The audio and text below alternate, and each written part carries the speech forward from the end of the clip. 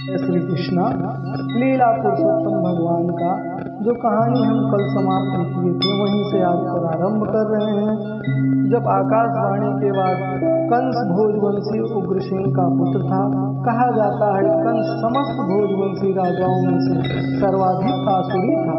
आकाशवाणी सुनते उसने देवकी के केस पकड़ लिए और उसे अपनी तलवार से मारना था। वसुदेव ने कंस के इस दुर्व्यवहार से आश्चर्य हुआ। अंततः वो अपने क्रूर नीलज साले को शांत करने के उद्देश्य से तर्क का प्रमाण सहित इस प्रकार बोले, हे मेरे प्रिय साले कंस, तुम भोजवंश के सर्वाधिक प्रसिद्ध राजा हो और लोग तुम्हें महान योद्धा तथा पराक्रम के रूप में जानते हैं।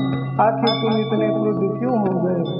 अपनी बहन को उनके विवाह के शुभ अवसर पर मारने के लिए उद्युक्त हो गए हो। तुम अपनी मृत्यु के भयभीत क्यों हो? मृत्यु तुम्हारे जन्म के साथ ही उत्पन्न हो चुकी है। जिस दिन तुमने जन्म ग्रहण किया था उसी दिन तुम्हारी मृत्यु प्रारंभ हो गई थी। मान लो तुम 25 वर्ष के हो, इसका अर्थ तुम्हारा तुम पहले ही 25 वर्ष के हो चुके हो। तुम हर पल हर क्षण मर रहे हो, तो फिर मृत्यु से इतने डर क्यों रहे हो? अंत मृत्यु अवश्यभावी है। तुम चाहे आज मरो या 100 वर्ष बाद, मृत्यु से बच नहीं सकते, तो फिर मृत्यु से इतना डरते क्यों? वस्तुतः मृत्यु का अर्थ है इस वर्तमान शरीर का विनाश। जैसे अवर्तमान शरीर कार्य करना बंद कर देता है और भौतिक प्रकृति के पंच तत्वों में मिल जाता है, तो शरीर के भीतर की आत्मा शरीर के वर्तमान कर्मों से उसके फल के अनुसार दूसरा शरीर ग्रहण करता है। यह मनुष्य के सड़क पर चलने के समान है। मनुष्य अपना पांव आगे बढ़ाता है और ज्यों ही उसको विश्वास हो जाता है कि उसका पांव ठोस भूमि पर पड़ा है तो दूसरा पांव उठाता है। इसी प्रकार यह शरीर भी एक के बाद दूसरे शरीर को बदलता रहता है। आत्मा देहांतर करता है। देखो ना कितनी सतर्कता से पौधे का कीड़ा एक टहनी से दूसरे से टहनी पर जाता है। इसी प्रकार जब उच्च अधिकारी यह निर्णय लेता है कि अगला शरीर कैसा हो, तो जीव अपना शरीर बदल देता है। जब तक जीव इस भौतिक शरीर में बंद रहता है तब तक उसे एक के बाद दूसरा भौतिक शरीर ग्रहण करना होता है।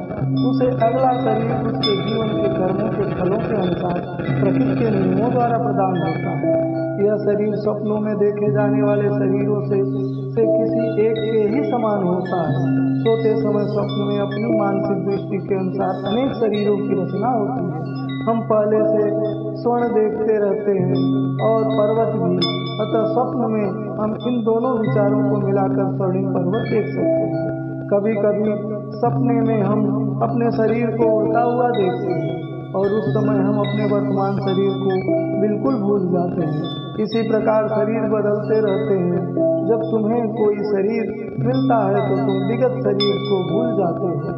स्वप्न में हम न जाने कितने नए प्रकार के शरीर के साथ संपर्क करते हैं, किंतु जागते समय उन सबको भूल जाते हैं। भौतिक शरीर वास्तव में मानसिक प्रक्रिया की रचना है, किंतु समय अपने अपने विगत शरीर को स्मरण नहीं कर पाते।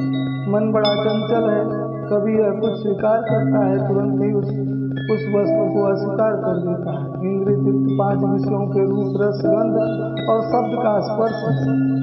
ये स्पर्श के ही मन स्वीकार अस्वीकार करता है। चिंतनशील विधि द्वारा इंद्रिय तृप्त के विषयों को संपर्क में आता है और जीवन इच्छा अनुसार विशेष प्रकार का शरीर प्राप्त करता है।